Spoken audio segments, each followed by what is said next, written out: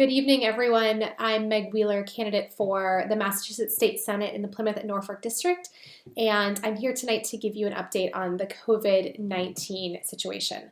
So first, before I get into that, I want to start, as I always do, by just sending my incredible gratitude out there to everyone who is working so hard to keep all of us safe, from those in our medical facilities, our hospitals, to the people who are working in our grocery stores, making sure that we have the food we need, working in our pharmacies and our gas stations, in our towns and our schools, to keep life going as normal as possible during this incredibly difficult time. You are doing something that is incredibly difficult, and you're taking incredible risks and sacrifices, and for that I am truly grateful. So just to start it off tonight, I do want to give you an update on where the numbers are at, and so bear with me for 1 second. I have to pull up my notes here. And if you are joining live, go ahead. If you've got any questions, feel free to put them in the comments for everyone who is joining us live today. And bear with us for 1 second. Having some technical difficulties, but we'll get there.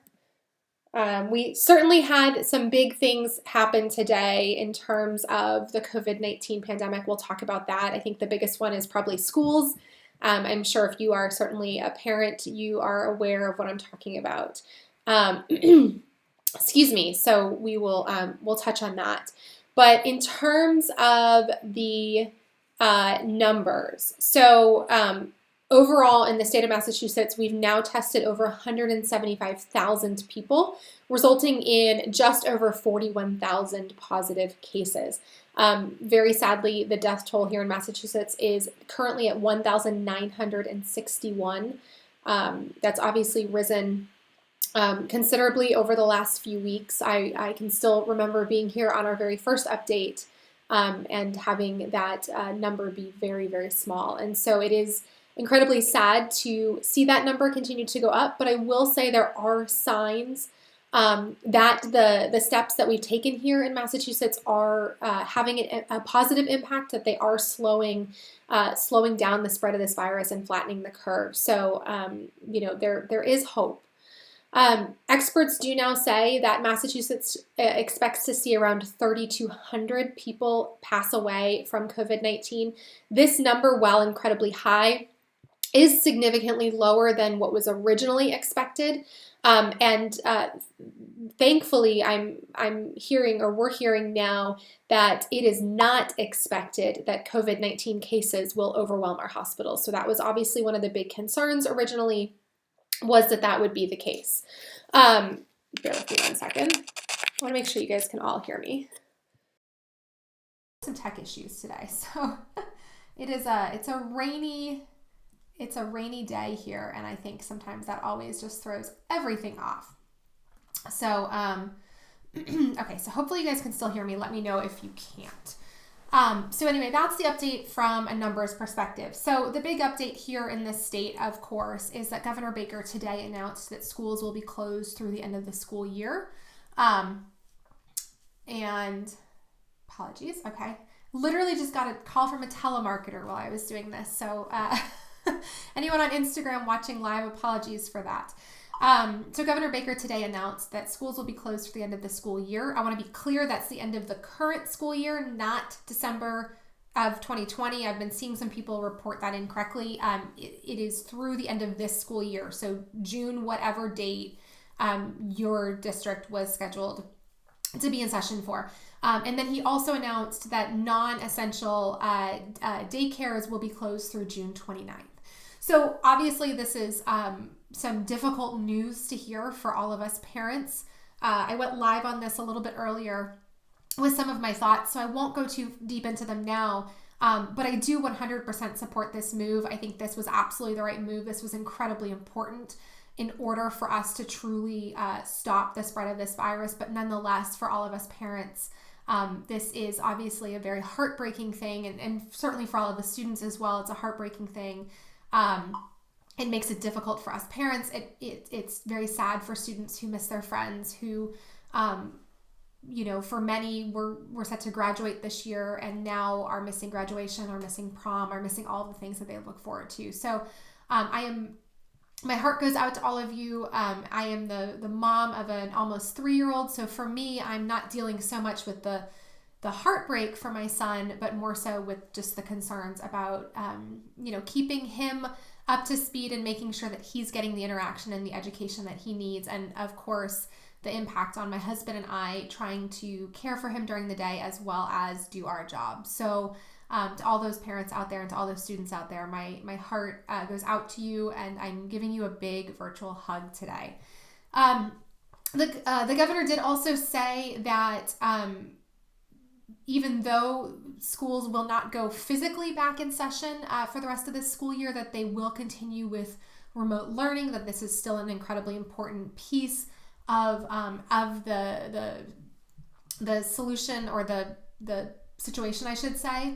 The state is working on expanding remote learning opportunities to all students. This is obviously one of the concerns that we, along with many other people, have raised with remote learning, is ensuring that students with disabilities, that students who do not have access to computers still have the ability to partake in these remote learning opportunities. So the state has said that they are working on that. They are also working on expanding learning into the summer and throughout the summer so that students can be better prepared for the fall.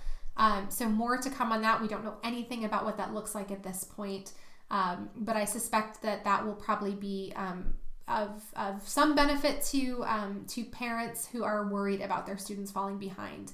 But I will also say that as parents, I think while it's really important that our schools provide these remote learning opportunities, I also think it's incredibly important that we don't feel pressured to have our students engage in every single one of them.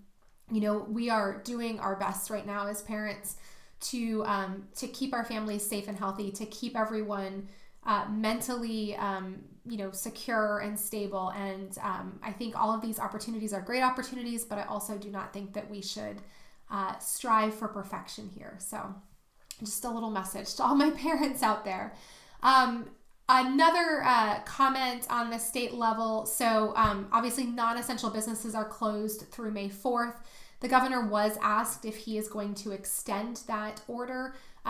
He has not specifically said that he will or will not, but has said that he expects the next phase will focus more on guidelines and rules for restaurants and businesses in terms of how they can operate safely versus keeping them closed. So we'll see what that looks like. I think we're certainly seeing across the country these conversations happening about when economies can reopen, when businesses can reopen, and some of the downsides to that. I have said from the very beginning that I believe that keeping everything shut down is incredibly important to stop this spread of this virus.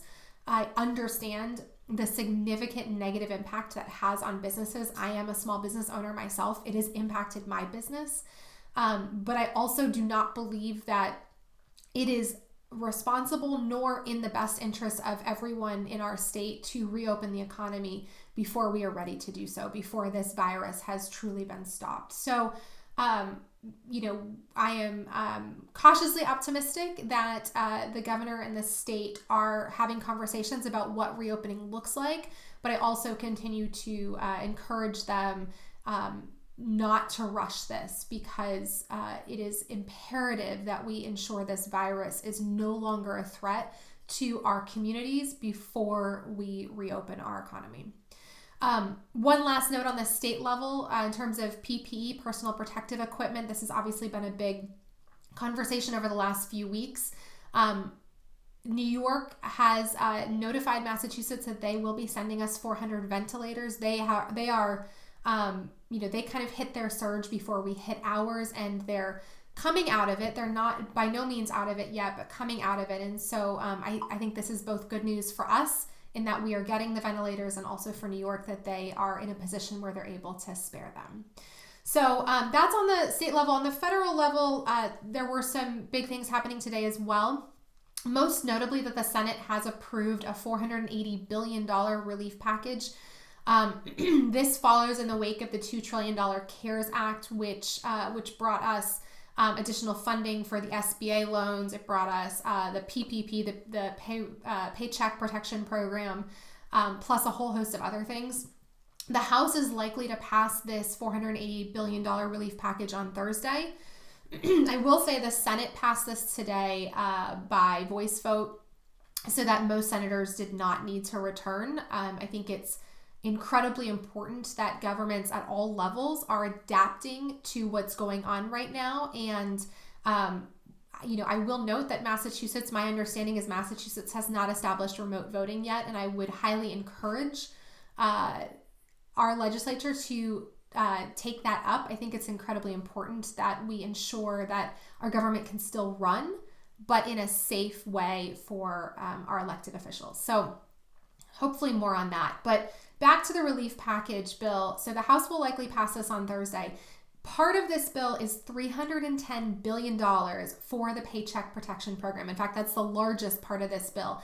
Now, the Paycheck Protection Program, if you recall, is the piece of the prior CARES Act that was intended to support small businesses in keeping their employees employed and paid during this time. So it offers loans that are forgiven to businesses that maintain their level of payroll, their pre-COVID level of payroll for at least 8 weeks.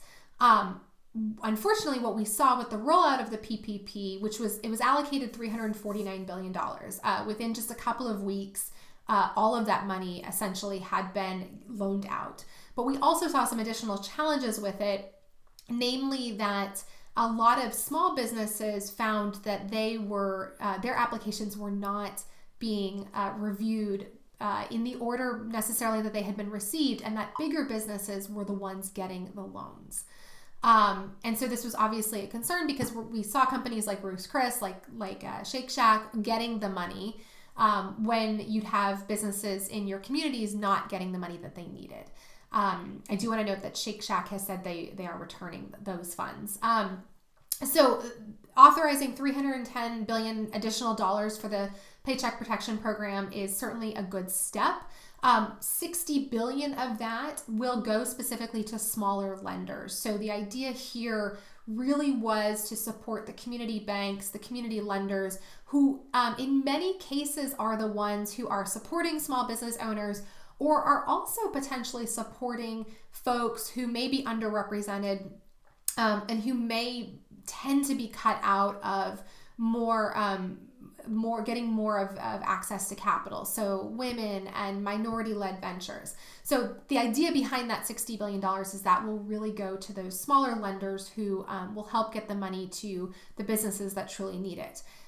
It doesn't sound to me like a lot of, $60 billion is certainly a huge amount of money, but in the whole big scheme of this, it doesn't sound like a lot of money. And I am nervous that this will still not be enough to get money in the hands of the small businesses that truly need it, but we will see.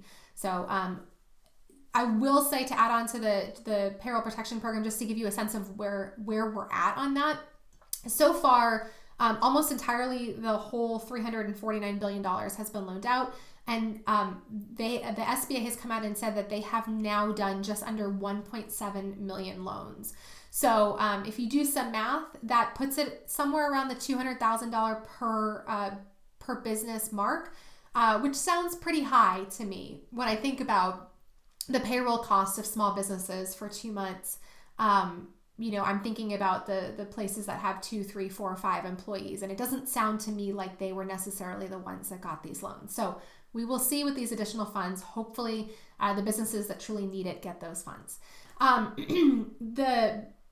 The bill that's currently, or that the Senate voted on and the House will take up on Thursday, also allocated more funds to the EIDL. So this is the SBA's Economic Injury Disaster Loan Program. It's a program that always exists, but they added more funding to it in the $2 trillion CARES Act a few weeks ago, or a month ago now, actually. And this now adds $60 billion additional dollars to it. So $10 billion in grants, that's the money that businesses can get that they do not have to pay back, and $50 billion in loans, again, under that EIDL, Economic Injury Disaster Loan Program. The bill also adds $75 billion for hospitals and healthcare providers to address COVID-19, as well as lost revenue from COVID-19. It adds an additional $25 billion to facilitate and expand COVID-19 testing. Of that $25 billion, $11 billion goes directly to the states. There was some back and forth about whether the states or the federal government should have more funding for testing. My understanding is the Democrats wanted the federal government to take on more of the responsibility for that versus the Republicans pushed back and wanted the states to take on more of that responsibility. So it sounds like it was almost a split line there, with $11 billion going to the states themselves. The Democrats did want additional funding for state and local governments in this package. So one of the big concerns that a lot of people have, and I do as well, is for our state and local governments who are already seeing decreased revenues as a result of this, but most certainly will see decreased revenues as this continues on. And, even here on the local level, I sit on the Cohasset Advisory Committee, and Cohasset gets grants from the state to help us with many of our programs and initiatives. And a lot of towns are very concerned that that money will dry up as a result of the shrinking revenues after COVID-19. So the Democrats were really pushing to have funding in this bill to support our state and local governments. Unfortunately, it was not included. The Republicans pushed back on this. They have, however, said that they will address this in the next stimulus package, which they expect to start working on just as soon as this one wraps up. And the idea for that funding is that it would help state and local governments cover lost revenue, give them funds for infrastructure improvements, and also tax relief for small businesses. So again, if it happens, I think this is a very good thing. But at this point, it's just talk. It did not make it into this current bill. And so we'll have to see what happens in future discussions. The last thing I just want to address before I take some questions is that President Trump today has indicated that he plans to sign an executive order to temporarily suspend immigration into the United States. Now, this is something he said apparently in a tweet yesterday, and then followed up today with some more details, said that this will be a 60-day pause on those seeking permanent status in the U.S. So these would be potential green card holders. And my understanding for the motivation behind this is that he believes this is important to protect the jobs of Americans, and that stopping immigrants coming into this country would ensure that Americans get jobs that they very much need right now, and not have those jobs taken by immigrants. I have to say, this is an incredibly appalling order. It's not surprising coming from this president, but it is nonetheless very frustrating and disappointing. It appears as though President Trump is taking advantage of the situation to further his policies on immigration, and I believe unjustly signing an order that will not keep Americans safer. There are already significant restrictions on travel in response to the virus, which I think are absolutely legitimate. But furthering a shutdown of immigration itself is a very concerning move. And, let's be clear, immigrants serve an incredibly important role in our economy.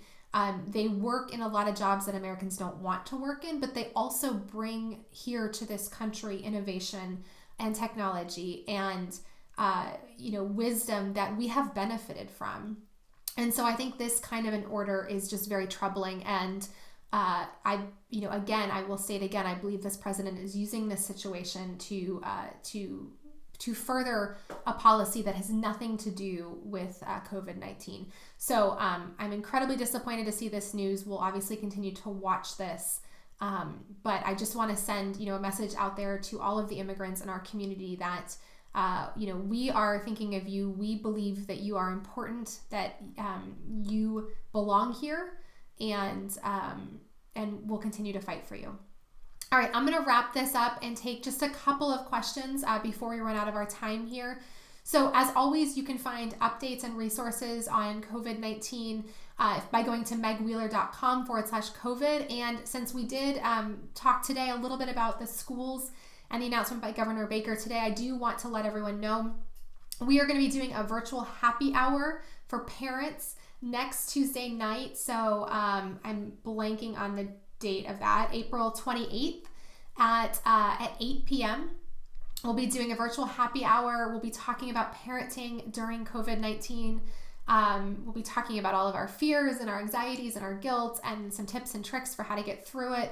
But it'll really just also be a time for all of us parents out there to kind of come together and get some support. So it's not going to be overly formal.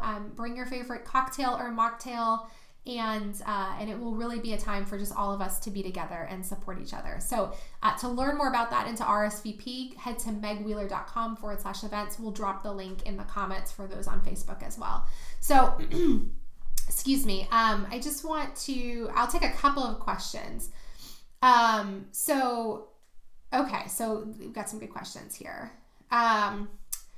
So one question is, how can we make sure folks with disabilities are included in the CARES Act? I think this is a great question. And candidly, I don't think that we've seen enough for folks with disabilities in either the CARES Act or a lot of what comes out of Congress, both at the federal and the state level. So I'm going to answer this question with the answer that I'm really going to give in any situation where a group of people are being excluded or not being considered in legislation. And that is that we need to make sure that all of the stakeholders are at the table when we're making these decisions. And this is everything from something like the CARES Act to any legislation we might do here in Massachusetts, whether it's transportation or it's on the climate crisis or the opioid epidemic, whatever it may be, we need to make sure that all of the stakeholders are at the table. And when I look at who's in who is currently elected and who is participating in these conversations, I'm seeing a lot of people left behind. And people with disabilities are absolutely one of those groups of people that are being left behind. And I do not understand how you can craft legislation that supports people with disabilities without having those people at the table, without having their voices reflected in the conversations about what is good policy and what's actually going to work. So, frankly, I think the answer to your question is to make sure that we're electing people in office who have disabilities, who understand the perspectives of people in that community, making sure that our elected officials are including everyone at the table in these important conversations, whether that's people with disabilities or women or people of color or small business owners or parents, whatever it may be, making sure that everyone has a voice in these conversations, I think is really critical.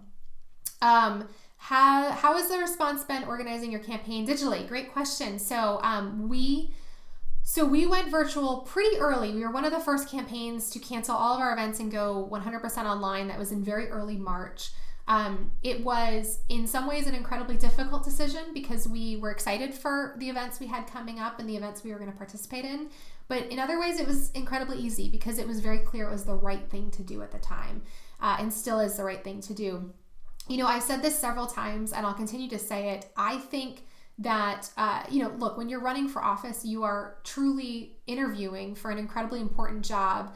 And I think that every single person out there right now, every voter in this district gets an opportunity to see how the people interviewing for this job of state senator will act in a crisis and will lead in an incredibly difficult situation. And, that to me is the opportunity we've been given here in this incredibly difficult time. So the reaction and the response to our campaign has been incredible. I think that it is important when you are a leader and when you represent a wide and diverse community, that you find ways to interact with that community, to engage with the people in that community across a lot of different methods so that people in the community have a way to have their voices heard. I don't think it's good enough to just put out a letter to folks or, do office hours every once in a while. I think as elected officials, we need to make ourselves available to the people we represent in a variety of different ways so that we truly can hear all of the voices of the people in our communities.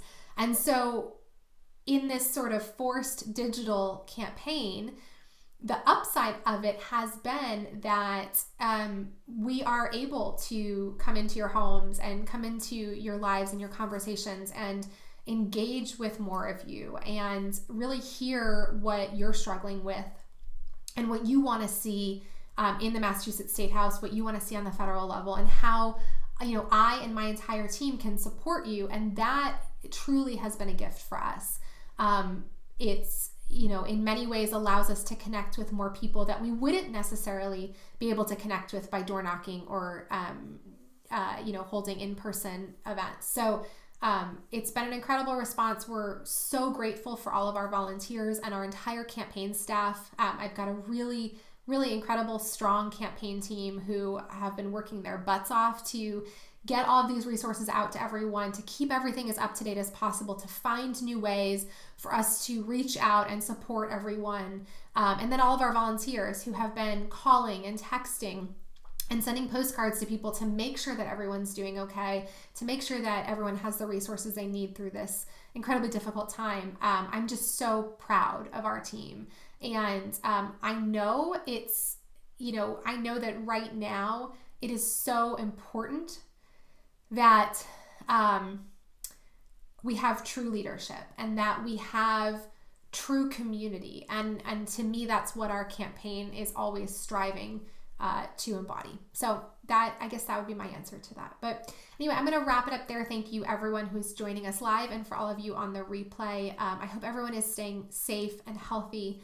And we will be back here. So we are moving our COVID-19 updates. We're now doing them on Tuesdays and Thursday nights. So we'll be back here again on Thursday night at 7:30 p.m. here on Facebook, over here on Instagram, and then also on our website, megwheeler.com/COVID. So I hope everyone has a great evening and is staying safe and healthy, and I will talk to you soon.